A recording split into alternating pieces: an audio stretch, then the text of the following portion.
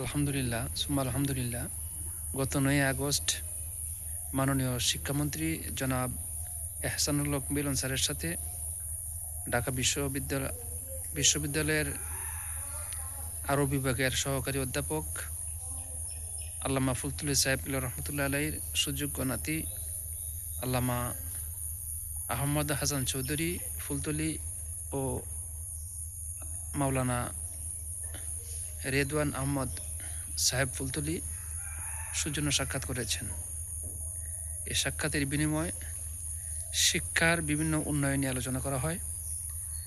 আমরা আশাবাদী আগামী দিনগুলোতে অবশ্যই আল্লামা ফুলতলি সাহেবুল্লাহ রহমতুল্লাহ আলাইহির সুযোগ্য নাতিদের দ্বারায় বিগত দিনে যেভাবে ইসলামের ও দিনের খিদমত হয়েছে, আগামী দিনে এইভাবে ইনশাল্লাহ খিদমত হবে বলেই জাতি জনগণ আশাবাদী।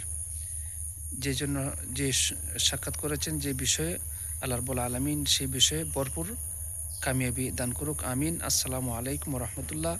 এবং দেশবাসী সহ সকলেই আমরা তাদের জন্য দোয়া করি যেন ইসলামের খিদমতের জন্য তাদের সর্বাবস্থায় সবসময় যেন যেভাবে বিগত দিন ইসলামের চিন্তা চেতনার উন্নতির যে চিন্তা চেতনা নিয়ে কাজ করেছেন, আগামী দিনগুলোতে এইভাবে কাজ করবেন সে আশাবাদ ব্যক্ত করি।